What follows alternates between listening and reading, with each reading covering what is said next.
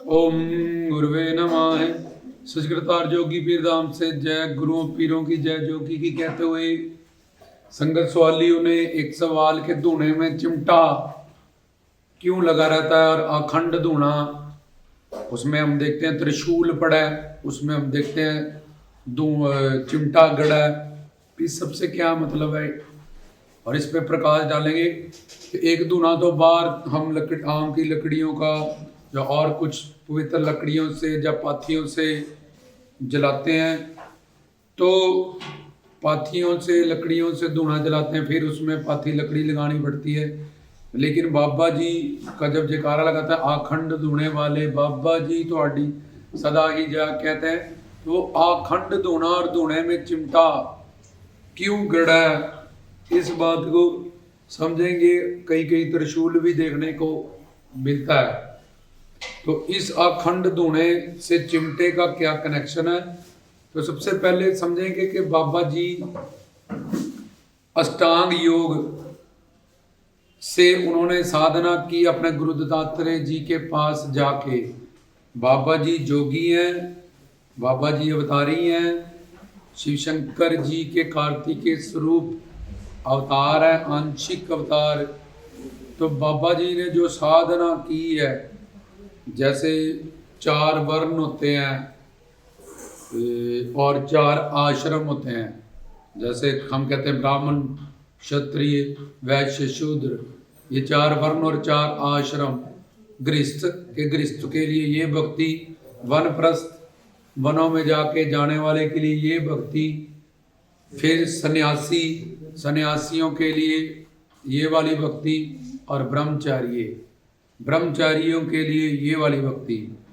तो ब्रह्मचार्य में बाल ब्रह्मचारी, बाबा जी ने ब्रह्मचार्य में अष्टांग योग की साधना की है।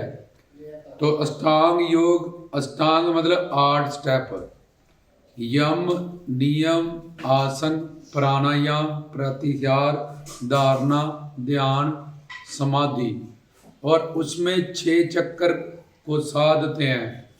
जहाँ हमारी रीढ़ की हड्डी नीचे खत्म होती है उसको मूला आधार चक्कर कहते हैं। वहाँ कुंडली मार के सपनी की तरह शक्ति सोई रहती है, उसको वहाँ से उठा के सवधिष्ठान चक्कर, उससे आगे मणिपुर चक्कर, उससे आगे अनाद चक्कर, उसके आगे विशुद्ध चक्कर, उसके आगे आज्ञा चक्कर, ये 6 चक्रों की साधना करते हैं। मूलाधार चक्कर से मलमूत्र त्याग करने का लिंक होता है, सवधिष्ठान चक्कर से वीर्य की उत्पत्ति होती है संसार को आगे बढ़ाने के लिए। इस तरह से अलग अलग चक्कर पे अलग अलग रंग और अलग अलग देवता माने गए अलग अलग चक्रों के। फिर नाभि में मणिपुर चक्कर, उसके आगे हृदय में विशुद्ध चक्कर अनाथ चक्कर, और उसके आगे कंठ में विशुद्ध चक्कर, और दोनों आंखों के सेंटर में आज्ञा चक्कर। इन 6 चक्करों की साधना जोगी नाथ लोग अष्टांग योग में करते हैं। तो प्रश्न है कि धूने में चिमटा जो गड़ा है उससे, और अखंड धूना हम तो लकड़ियों और पाथियों से लगा रहे हैं, बार बार उसमें लगानी पड़ती है। अरे बाबा जी ने ऐसा कौन सा धूना लगाने को हमें कहा जो अखंड जलता है, जो उनको मानने वाले, उनके प्रेमी, उनके साधक, उनके बच्चे भक्त प्यारे हैं। जैसे उन्होंने जोली चिमटा सिंगी जाके अपने गुरु दत्तात्रेय जी से प्राप्त की। जपजी साहब में गुरु नानक भी लिखते हैं, मुंता संदोख सरमपत जोली ध्यान की कर बभूत, कि मैं भी जोगी हूँ और मेरे पास सब्र संतोख की मुंदरें हैं, ध्यान की विभूति लगाई है। तो ऐसे ही अखंड धूना, क्योंकि जोगियों पीरों फकीरों की बातों में एक ज्ञान रहस्य रमज छुपी रहती है, जो गुरुजनों के पास जाके ही हमें पता चलती है। तो ये यम नियम आसन, ये जो अष्टांग योग की साधना तुम्हें बताई, 8 स्टेप, जिसमें 6 चक्कर को हमने साधना होता है। कुंडली मार के सपनी की तरह सोई हुई शक्ति को मूलाधार चक्कर से जगाते हुए आज्ञा चक्र तक ले जाना, फिर उसके बाद परम चेतना शिव तक पहुंचाना होता है। तो एक चक्र को साधते योगी नाथों को 2-2 साल पहले लग जाते थे। उसमें कई मंत्रों का अगर तो आदि शक्ति माना तो एम श्रीम क्लीम ह्रीम चामुंडा, ऐसे ह्रीम ह्रीम ह्रीम लगेगा उसके साथ। तो तुम देखते हो आदि शक्ति के जो मंत्र होते हैं उसमें आता ओम एम ह्रीम श्रीम क्लीम चामुंडाए विचे। चामुंडाए मतलब जोत, जो तुम्हें तीसरा नेत्र में जाके मिलती है। तो ये शक्ति स्वरूप दुर्गा, दुर्ग मतलब शरीर और दुर्गा मतलब शरीर में सोई वाली शक्ति, उसको जगाना। अब अष्टांग योग में उसको शिव माना गया पुलिंग की तरह। तो वही जो ह्रीम श्रीम क्लीम ह्रीम इस तरह से वाइब्रेशन हो रही है, वो लम वम हम यम ओम, फिर लम वम रम यम ओम। तो जो चक्कर तुमने साधना है प्रॉपर, उस चक्कर का अलग अलग मंत्र अलग अलग शब्द होता था। तो उससे फिर योगी लोग यम, उनको पता ये चक्कर एक्टिवेट हो गया, फिर ये चक्कर एक्टिवेट करना, फिर ये करना है। तो फिर कई वम कई रम कई यम कई हम, तो आज्ञा चक्र को एक्टिवेट करें ओम ओम। तो पहले कलयुगी जीव के पास तो इतनी शरीर में उसकी फिटनेस ही नहीं है कि रीढ़ की हड्डी सीधी रखे और ऐसा चले। तो उसके लिए शब्द सुरत बनाई गई कि सीधा ही शब्द गुरु सुरत तो नचेला संत मत गुरुओं पीरों ने आके यहाँ गढ़ी कि कलयुगी जीव के पास ना इतनी बुद्धि ना इतना टाइम है ना इतनी तंदुरुस्ती है, पर हमने अखंड धुना और चिमटे की बात को समझना है। तो उस अष्टांग योग में यम नियम, यम के फिर 10 नियम और होते थे कि अहिंसा, फिर सत्य बोलो, फिर मिथ्या आहार, कि अपने शरीर की जो तुम्हारी प्रकृति है, क्या खाना क्या नहीं खाना उसका ध्यान रखना। ये 10 नियम फिर यम में आते थे। अब हमने जो बात तक पहुंचना, उस बात को समझने के लिए बातें समझने जरूरी है।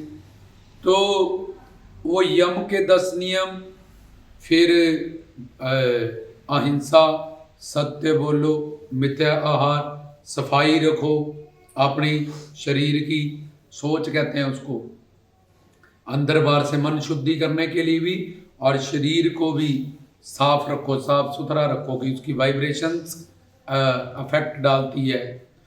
तो उसके पास दया रखो, क्षमा करना किसी ने गलती की। तो ऐसे 10 नियम यम में होते थे। फिर उसके बाद नियम, तो नियम में भी 10 नियम योगीनाथों को होते थे कि पाप करने से संकोच करना, हमेशा लज्जा माननी कि यार ये गलत काम मैं नहीं करूँगा। तो उसमें उन 10 नियमों में से संतोष वृत्ति रखो, संतुष्ट रखो, सब्र संतोष रखो, मतलब धीरज रखो। तो ऐसे 10 नियमों में से जो 10th वाला 10वां नियम है उसको कहते हैं हवन करना, जादूना प्रचंड करना योगीनाथ परंपरा में।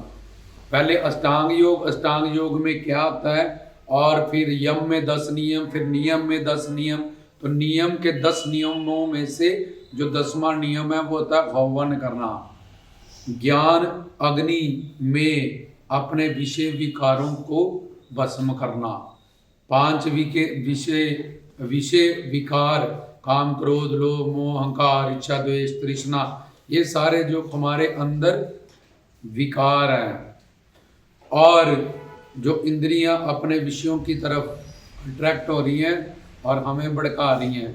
तो ज्ञान अग्नि में जो गुरु से ज्ञान मिला, नॉलेज मिली, उस ज्ञान अग्नि के अंदर इन विषय विकारों को जलाना। जहाँ फिर योगी लोग जो साधना कर रहे हैं उनमें जो उन्होंने ज्ञान प्राप्त किया, जो यम में नियम में, उस आग उस ज्ञान अग्नि के अंदर इस सब चीज़ों को जलाना। हवन कुंड मतलब तुम्हारा शरीर, जिसके अंदर तुमने ज्ञान की अग्नि से इन सब चीज़ों को जलाना। मन तो जो स्वरूप है अपना मूल पहचान, उस ज्ञान अग्नि से, उस गुरु के दिए हुए ज्ञान से, उस तप अग्नि से, उस विरहा अग्नि से हमें उस सब चीज़ों को जलाना होता है। तो अब खावन करना या धूना लगाना, इसमें चिमटा लगा है। हमने बात को समझना था, यहाँ तक समझा कि योगियों ने क्या साधना की है और योगी किन 6 चक्रों को साधते हैं। तो अब उसमें अखंड धूना लगा है। अब कोई मंत्र है, जैसे अलग अलग चक्रों के लिए 6 चक्कर थे तो 12 साल लग जाते थे। ऐसे कहते हैं 12 साल का अवतार हुआ, 12 साल रांझे ने हीर के घर जाके गऊओं को चराया, और ये 12-12 साल जहाँ भी लगाए, ये 12 साल उन चक्रों की साधना को दर्शाते थे। इसलिए ऐसे मंत्र ये तैयार किए। ओम नमः शिवाय, पंचाक्षरी मंत्र ओम नमः सिद्धाय, जिसमें ये पूरे चक्कर आज्ञा चक्कर तक एक ही मंत्र में कंसीडर कर दिए गए कि कल्ला पंचाक्षरी मंत्र पढ़े। ओम नमः शिवाय, ओम नमः शिवाय, ओम नमः सिद्धाय, नमो भगवते वासुदेवाय। इस तरह से ओम दम दुर्गाय, ओम के 3 अक्षर होते हुए लगे। किसी ने पूछा था ओम नमः शिवाय 5 अक्षर कैसे हुए गुरुजी? ओम नमो शिवाय 3 तो है, ये पंचाक्षरी कैसे हैं? तो ओम 3 अक्षरों का जोड़ है, अकार ओकार मकार। एक ओंकार सदगुरु प्रसाद, ये भी पंचाक्षरी मंत्र है गुरबाणी के हिसाब से। ला इलाहा इल्लल्लाह, ये भी पंचाक्षरी मंत्र है गुरबाणी के कुरान शरीफ के हिसाब से। इसलिए तुम जिस भी हिंदू मुस्लिम सिख ईसाई सब में पंचाक्षरी मंत्र तुम्हें मिलेंगे ही। तो ओम में या ओंकार में 3 अक्षर आते हैं, अकार ओकार मकार, के पैदा करने वाला, रक्षा करने वाला, संहार करने वाला, मिटाने वाला एक ही परमात्मा है। उसको शिव कहते हैं, अल्लाह गॉड भाई गुरु कहते हैं। मैं उसको नमन करता हूँ कि वो पूजा के काबिल है, उसकी ही पूजा करनी चाहिए। गुरु उसके रूप है, इसलिए ऐसे परम पिता परमात्मा को मैं नमस्कार करता हूँ। तो ये अब पंचाक्षरी मंत्र है, इसका मतलब ये है। तो तुम अगर नहीं पता बोले ओम नमः शिवाय 3 अक्षर ही तो है इसमें। तो जब ओम बोला ओम, तुम बोला ओम नमः शिवाय, आ उ म में हमिंग करनी थी, ऐसे करोगे तुम, ऐसी वाइब्रेशंस कंपन तुम्हें होगी कि तुम एक बार भी नहीं कह पाओ। और ऐसे बोलते रहो ओम ओम ओम। तो धीरे धीरे धीरे जब सेट होगा पढ़ पढ़ के, तो फिर उसमें रस, उसमें पर जिसको टेक्निक पता है, विधि विधान पता है, वो पढ़ेगा जैसे ओम नमः शिवाय, ओम नमः शिवाय, ओम आ मतलब आकार, ऊ मतलब ओकार, म मतलब मकार, ओम नमः शिवाय। उसको लगी वाइब्रेशंस फील होगी, इसके अंदर शक्तियाँ, उसके अंदर वाइब्रेशंस, सब कुछ वो अलग फील करेगा उससे जो ऐसे बोल रहा है ओम नमः शिवाय, ओम नमः शिवाय। तो धीरे धीरे धीरे धीरे वो अपनी जगह पे बैठेगा, फिर उसका ध्यान और जुड़ेगा। लेकिन जोगीनाथ लोग इन सब चीज़ों की समझ रखते थे। तो हमने देखना है जब कोई मंत्र अब पढ़ना है, अखंड धूना और चिमटा क्यों गड़ा है। और जोगियों को अपने शरीर में प्राण, अपान, उदान, समान, व्यान, करकल, नागवायु, धनंजय वायु, ये हमारे शरीर में 84 तरह की वायु होती है। जैसे गंगा अलग अलग जगह से जाने से उसके नाम बदलते हैं, तट बदल गया तो नाम बदल गया। ऐसे प्राण वायु हमारे शरीर में अलग अलग काम करने से, अलग अलग जगहों पे जाने से प्राण, अपान, उदान, व्यान, समान, जो बाहर आती है हृदय से प्राण, अंदर गई मूलाधार चक्कर तक अपान, जो मृत्यु के वक्त निकली उदान। सारे शरीर से, पेट से रोटी खाई तुमने, सारे शरीर में जिसने रस पड़ा, बाल आ रहे हैं हर जगह पे, रोटी तो पेट में जा रही है। ये कैसे? ये व्यान वायु का कमाल है। हमारे शरीर में वो रोटी का रस है, जो एनर्जी है, उठा के पूरे बॉडी को, नाखूनों को, बालों को, सिर के बालों को। तभी जो लोग प्राणायाम करते हैं, उठ के सुबह एक्सरसाइज करते हैं, नाम अभ्यास करते हैं, सिमरन करते हैं, वो उनके ये बयान वायु हर तरह, फिर उनको जोगियों नाथों की तरह उनके चेहरे पे नूर, तंदुरुस्त, फुर्ती, ये सब चीज़ें। और एक प्रश्न और पूछा था, आलस क्यों होता है, आलस की उत्पत्ति कहाँ से होती है, ये अलग प्रश्न आगे हम प्रवचन में बताएंगे कि आलस जिसको होता है, क्यों होता है, कहाँ कहाँ पे वो क्या क्या गलतियाँ करता है, जिसके कारण उसकी ज़िंदगी में आलस होता है। तो ये भी किसी भक्त ने पूछा था। तो अभी हमने अखंड धुने की तरफ जाना। तो अखंड धुना में जोगी लोगों को, ये जैसे तुम्हारी आंखें जप कर रही हैं, ये भी वायु का कमाल है। कोई करल वायु, कोई नाग वायु, कोई देवदत्त वायु, कोई धनंजय वायु, सबका नाम भी नहीं मैं लूँगा। उन 84 में से 10 में से 5 बता दी जो मेन है, 5 में से एक प्राण। बाहर आने वाली हृदय से उसको प्राण कहते हैं, अंदर जाने वाली को अपान कहते हैं। तो अब अखंड धुना करना है और उसमें चिमटा लगा है। तो चिमटे में 2 डंडे हैं और दोनों बराबर हैं। और जब अपान और अपान, इसको सच्चा सौदा भी कहते हैं, 13 भी कहते हैं, तकड़ी भी कहते हैं। तो अंदर गया श्वास तुम्हारे मूलाधार चक्कर तक गया, बाहर आया हृदय चक्कर से आया। और अब हम तुमने एक मंत्र रख लिया, ओम नमः शिवाय। तो पहले तुम्हारे अंदर फुरना उठा के ये तुमने मंत्र पढ़ना है। तो इसकी धुन मिलेगी तुम्हें अंदर से, उसको धुन नहीं कहते हैं, नाभि। तो उसका फुरना उठा तुम्हारे अंदर के, अब सिमरन करेंगे, जब मंत्र जप करेंगे, बोलेंगे, तो तुम्हें धुन मिलेगी अंदर से, धुन। इसलिए इसको धुन्नी भी कहते हैं पंजाबी में, जन नाभि, जन नेवल इंग्लिश में। तो यहाँ से धुन मिलती है कि इस मंत्र को पढ़ना है, इसमें ये धुन होगी। नाभि से हमें वो शब्द जुड़ जाएंगे जो मंत्र में होंगे, हृदय तक आने तक वो शब्द और धुन, ओम नमः शिवाय। फिर मदमा तुम्हारे कंठ में आ जाएगी। पहले परा बनी, परा नाभि से या धुन्नी से, फिर वो वाणी बनी पसंती, हृदय तक आ गई। उसमें क्या जुड़ेगा, ओम नमः शिवाय, अ जुड़ेगा, ओ जुड़ेगा, म जुड़ेगा, श जुड़ेगा, व जुड़ेगा, यह जुड़ेगा। ये एक शब्द मिल गए हृदय से। फिर कंठ में आएगी तो पूरा सेंटेंस बन जाएगा, ओम नमः शिवाय। और उसको फिर जबान बेखरी वाणी ये बयान कर देगी। तो परा वाणी पसंती बनी, पसंती बनी मदबा, मदबा बनी बेखरी। तो ये अंदर से उठी और तुम्हारा मंत्र बन गया, ओम नमः शिवाय। अब ये अंदर ले जानी है। चिमटा क्या कह रहा है, जहां से उठी है वहीं पे वापस जानी है। जिस तरह से मंत्र उठा उसी तरह से वापस जाना। तो तुम बैठ गए ध्यान पे, जा मंत्र जाप करने, तो तुमने ओम नमः शिवाय, जा राम राम, जब कोई भी मंत्र, गिरधर विठल वाहेगुरु अल्लाहू, कोई भी मंत्र जो भी तुम पढ़ रहे हो, तो उसमें प्रोसेस सेम रहेगा। तो अब धुन्नी से वो उठा, शब्द मिले, सेंटेंस बना। अब कानों से अंदर जाएगा। वो अंदर जाने के लिए एक ही रास्ता बचा तुम्हारे शरीर में, वो है कान। तो कानों से अंदर जाएगा वो मंत्र।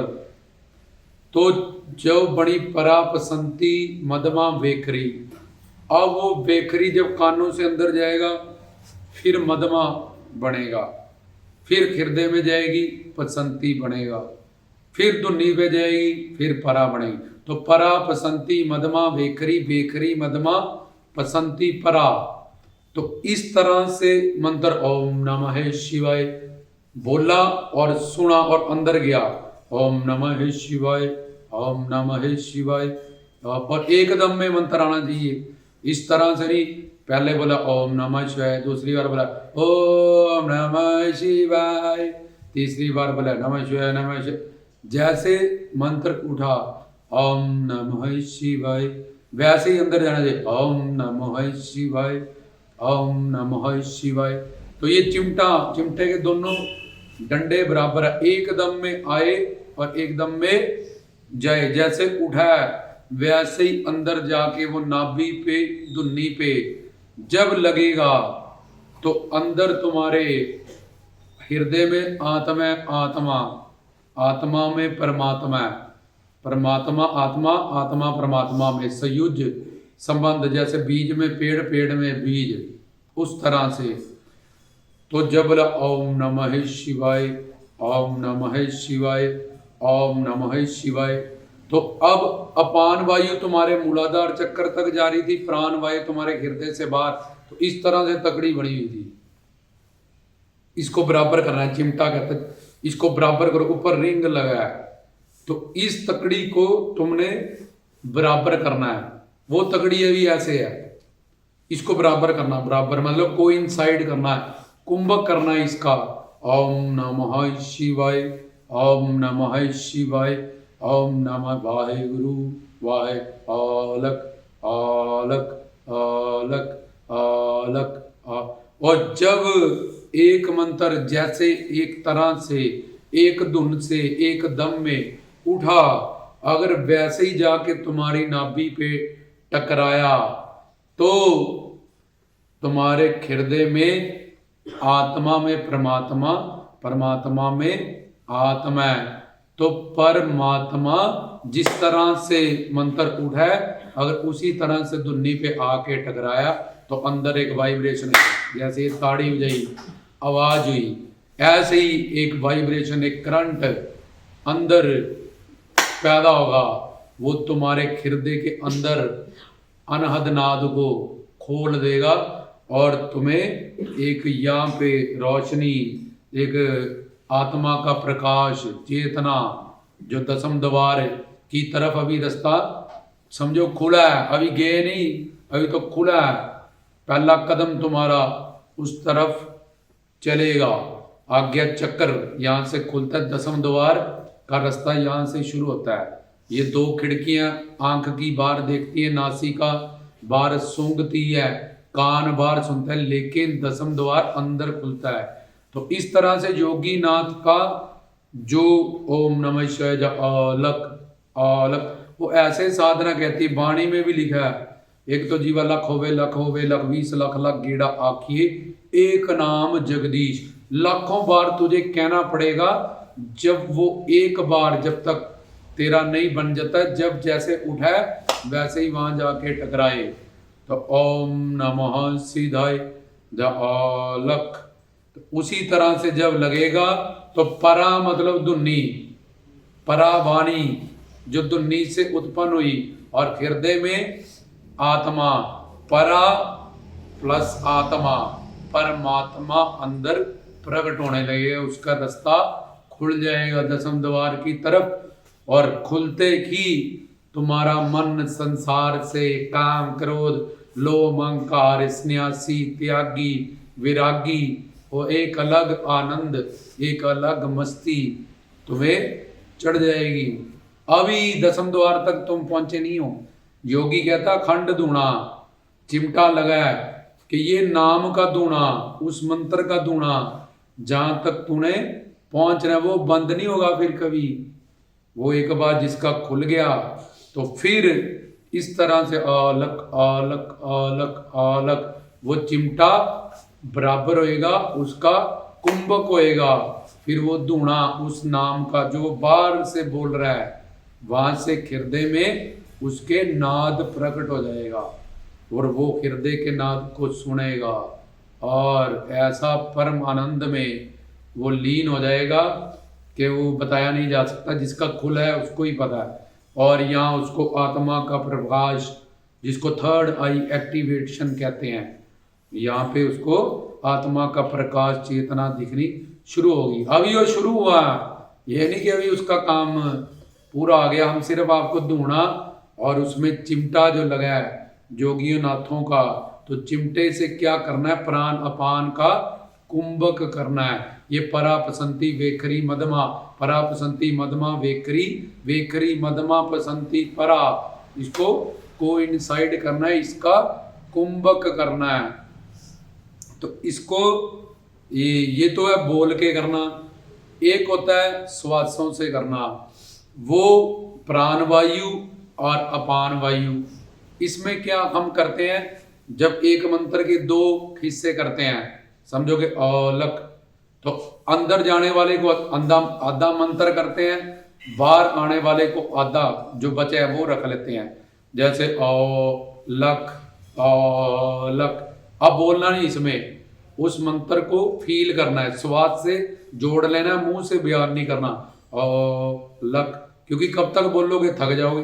तो श्वासों से दूसरा कंसेप्ट जो बोल के कर सके, एकांत साधना, जिसके पास ऐसी एकांत साधना हो, बैठे रात को अभ्यास करे, तो उस तरह से भी वो उसका नाद खुलेगा, एक्टिवेट होगा। और दूसरा लक 1 से 2, और जब अंदर जाएगा उसका मंत्र तो उसको रोकना है वहां पे मूलाधार चक्र में, पहले फील करना है बैठ के। हाँ ये गुरु जी ठीक कहते हैं दास, कि अंदर एक श्वास जा रहा है यहाँ नीचे तक, जहां तक हमारी रीढ़ की हड्डी खत्म हो रही है, और एक बार आ रहा है हृदय से, यहाँ नासिका पे बैठ के वॉच करना है पहले। तो जो अंदर जा रहा है उसको बना दिया, जो बाहर आ रहा है उसको लख बना दिया, जहाँ सीताराम बना दिया, जहाँ राधा कृष्ण बना दिया, जहाँ वाहे गुरु बना दिया, जहाँ सोहंग बना दिया। कुछ भी तुम कोई भी मंत्र, गोविंद बना दो, किसी भी मंत्र को तुम 2 टुकड़े कर सकते हो, जहाँ 2 अक्षरी सीताराम, सतनाम वाहेगुरु, फिर राम, कोई भी मंत्र तुम ले सकते हो। तो जब अंदर गया राम, तो इधर रोक देना मूलाधार अंदर, फिर जपना वहां राम राम राम राम राम राम राम राम राम राम, फिर इधर से बाहर आया वो मंत्र, तो फिर जब बाहर आया, बाहर अंदर श्वास जाने से पहले रोकना है, राम राम राम राम राम, फिर अंदर गया राम, फिर राम राम राम राम राम, फिर बाहर आया राम राम राम राम राम। तो ऐसे धीरे धीरे ये जो अपान वायु है तुम्हारी जा रही है, रीढ़ की हड्डी तक जा रही है मूलाधार चक्र में, पहले उधर तक जाएगी, फिर उससे छोटी होगी, फिर और छोटी होगी, फिर और छोटी होगी, इधर से प्राण, इधर से अपान, छोटी होती जाएगी, छोटी होती जाएगी, छोटी होती जाएगी। तो एंड में यहाँ पे राम आ जाएगा, राम राम। ये प्राण और अपान का चक्कर, इसका कोइंसाइड कुंभक हो जाएगा। अंदर बाहर वाली श्वास जाने से तुम्हारा उसका एकाग्र होने से, कुंभक होने से, अंदर जाके रोकना, बाहर लाके रोकना श्वास को, इसको कहते हैं पूरक और रेचक, और कुंभक कहते हैं उनको मिलाना। तो ये जोगीनाथ लोग ऐसा अभ्यास करते हैं, कोई भी कर सकता है, अपने उसके पास गुरु होना चाहिए उसको ऐसे समझाने वाले, तो तब भी वो यहाँ तक पहुंच जाएगा। जैसे बोलने वाला पहुंचा, वो श्वासों से यहाँ तक पहुंच जाएगा, तो उसका भी अनहद नाद खुल जाएगा। और यहाँ पे आत्मा के प्रभु देखेगा कि मैं शरीर में रहता हूँ, इस डब्बा है ये, तो मैं तो ये जोत हूँ जो अंदर बैठा हूँ, साक्षात देखेगा। फिर उसका अहंकार कि यार मैं क्या समझता था आज तक कि मैं शरीर हूँ, मैं तो ये जोत हूँ अंदर जो बैठा हूँ, ये तो डब्बा मिला हुआ है मुझे कुछ सालों के लिए, ये शरीर क्या मैं इससे ये मोह ममता में फंसा हूँ, इकट्ठा करके रखा है। तो खुलते ही, तो फिर वहां से उसको, और भी अगर गुरु उसके पूर्ण है तो वो खुलते ही उसको वहां फिर 10 तरह के नाद, जिसमें पहले चिड़ियों की चिंचनाहट जैसी आवाज, फिर चिन चिन चिन चिन चिन चिन चिन चिन ऐसी आवाज, फिर घंटा गुड़ों गुड़ों जैसे घंटे की आवाज होती है, ये अंदर से हो इतना नज़ारा उसको होता है क्योंकि उसके नाद खुल गए हैं। फिर शंख सुनता है वो अंदर से, फिर बीन सुनता है अंदर से, फिर मुरली सुनता है अंदर से, फिर खड़ताल सुनता है अंदर से। तो ऐसे आनंद में वो बैठा है अंदर, उसको पता है ला बाजे बज रहे हैं, बीने बज रही हैं अंदर, शंख बज रहे हैं अंदर, हड़ताल बज रहे हैं अंदर। तो वो बताया नहीं जा सकता जिसने वो आनंद लिया है। हम तो बात करके ही आनंद से भर गए हैं उन नादों की। तो वो उस 10 नादों को वहाँ हम अलग लेक्चर में सीरियल वाइज बताएंगे कि पहले कौन सा उसको दबनी आएगी, फिर कौन सी आएगी, फिर कौन सी आएगी, तो ये अलग विषय हो जाएगा। तो अब ये अखंड धूना इस तरह से चलेगा और चिमटा उसकी कला है, उस जगह उस धुने को, उस मंत्र को जपजी से जाप में ले जाने तक, फिर उसको करना नहीं पड़ेगा, उसके अंदर चलेगा। बोलेगा यार मैं पोछा लगा रहा हूँ, अंदर वाहेगुरु वाहेगुरु हो रहा है, हाँ हाँ मजा हो रहा है, अंदर राम नाम चला हुआ है, मैं घर परिवार संसार में कुछ भी करता जा रहा हूँ, लेकिन वो अंदर मेरी मस्ती, मेरा आनंद, मेरा नाद उसी के ध्यान में रहेगा। चाहे फुलके बनाए, चाहे वो बैठे, चाहे उठे, चाहे सोए, चाहे नहाए, चाहे गृहस्थ में रहे, चाहे जंगलों में रहे, कहीं भी रहे, उसके अंदर ये अखंड धूना चल जाएगा। जो बाबा पौना हरि जी ने अपने गुरु दत्तात्रेय जी से जाके इस विद्या को सीखा, जोली चिमटा, और जोली में भिक्षा शिक्षा प्राप्त की, चिमटा में ये सारी कला प्राप्त की, सिंगी में मंत्र प्राप्त किया। उन नादों को पहले समझा, जाना, अपने अंदर प्रकट किया, तो ये अखंड धूना अंदर चलेगा। ये जो जोत है ज्ञान अग्नि, कि ये जोत जो प्रकट होगी अंदर से, आत्मा का प्रकाश, गुरु के दिए हुए ज्ञान से, मेरे से, इसके लिए सिद्ध गुरु, वास्तविक गुरु की जरूरत है, जिसको हमारे शरीर में 72,000 नाड़ियां, ईड़ा पिंगला सुखमन, इसका ज्ञान हो, प्राण उदान समान व्यान, इसका ज्ञान हो, सारे चक्रों का ज्ञान हो, तो ये सब बातें ऐसे वास्तविक गुरु से, हम पूर्ण गुरु से, बाबा जी कहते हैं, सीख सकते हैं। और इस आनंद को मान के हमेशा को, जैसे एक नशेड़ी नशे में, ऐसे ही उसकी आंखें भी फिर आधी खुलती है, क्योंकि उसको अंदर से कुछ मिला आता है, कोई रस, वो फालतू नहीं बोलता, बड़ी लिमिटेड बात, संसार में जितनी ज़रूरत है उतना बोलता है, क्योंकि वो सुनने में लग जाता है, करना नहीं पड़ता उसको, अब वो सुनता है, अंदर भजन उसके होता है,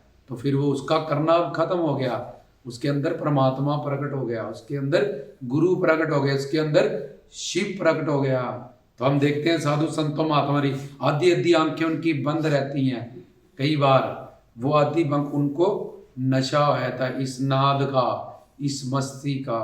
कम बोलना, बिल्कुल जितनी जरूरत है उतना बोलो अपनी एनर्जी को, क्योंकि अभी तो 10वें द्वार का रास्ता शुरू हुआ है, अभी तो आगे मानसरोवर जाना है, आगे त्रिकुटी पे जाना है पहले, फिर मानसरोवर जाना है, फिर मानसरोवर से बिंदु चक्र तक जाना है, बिंदु चक्र से भंवर गुफा तक जाना है, भंवर गुफा से 10वें द्वार तक जाना है। तो ये सब कुछ एक वास्तविक और पूर्ण गुरु ही हमें करवा सकता है। तो ये था अखंड धुने में चिमटा क्यों गड़ा है, उसके पीछे क्या ज्ञान है, तो ये सब कुछ अंदर है, ज्ञान अग्नि भी अंदर है, चिमटे की प्रोसेसिंग भी अंदर बनानी है। और ये धुना जिसमें ना पाथी लगाने की जरूरत है, ना लकड़ी लगाने की जरूरत है, ये एक बार जिसका चल गया फिर अखंड वो चलता ही रहेगा। वो इस धुने के आनंद में, जैसे शिव शंकर भोलेनाथ, उनके अंदर राम नाम का धुना लगा हुआ है, तो समाधि में है, मस्ती में है, डमरू रखा है, आनंद में है। ऐसे मीरा, शबरी, सूरदास, नामदेव, जयदेव, गोविंद जो प्रतिज्ञा कर लेते हैं कि हमने इतना टाइम अपनी साधना को देना ही देना है रोज, वो इस मंजिल को नित्य नियम करते हैं, पा लेते हैं कि हमने सेवा भी करनी है, सिमरन भी करना है, ज्ञान भी सुनना है, एकांत करेंगे करेंगे कल करेंगे, ऐसे कोई ना कर पाया था, ना करता है, ना ही कर सकेगा। जिस दिन जैसे तुम गए ऑफिस जाना ही जाना, बिजनेस पे जाना ही जाना है, तुम प्रतिज्ञा ऐसे ही तुमने एक दिन में किसी भी ऐसा दिन पल में प्रतिज्ञा करनी है कि हमने ये अभ्यास, ये नियम, सेवा, सिमरण, भक्ति करनी ही करनी है, तब तुम कामयाब होगे दृढ़ संकल्प लेने से। और जब युक्ति तुम्हारे पास है, गुरु तुम्हारे पास, और कलयुग, सतयुग में तो हजारों वर्ष लग जाते थे, कलयुग में तो जो 2000 वर्ष में साधना होती थी, फिर उसके बाद त्रेता में 1500 साल, फिर उसके बाद द्वापर में 500 साल में, वो कलयुग में तुम 5 दिन में कर सकते हो, 5 मिनट में कर सकते हो। अगर तुम्हारे पास युक्ति है, तुम अभ्यास करो तो। इसलिए कलयुग में जहाँ काल का, माया का इतना प्रभाव है, भगवान कहता तूने मेरे लिए टाइम निकाला, सिमरन के लिए निकाला, एकांत साधना के लिए, पर प्रतिज्ञाबद्ध होना पड़ेगा अपनी साधना के लिए, अपनी सेवा के लिए, अपने प्रवचनों के लिए, अपने सत्संगों के लिए। ऐसा कोई लेक्चर, कोई प्रवचन, एक शब्द भी मेरा मिस ना हो। पता नहीं गुरुजी किसमें कौन सी युक्ति बता देंगे और मैं निहाल हो जाऊंगा, मान लो माल हो जाऊंगा। 2400 घंटे हेडफोन लगा के कान में, एक तरफ काम करो, एक तरफ लेक्चर सुनो, फिर प्रैक्टिकली अभ्यास करो। तो ये था अखंड धुना और चिमटे का आपस में कनेक्शन। रामदास की तरफ से जय पीरों की, जय जोगियों की, सज अवतार।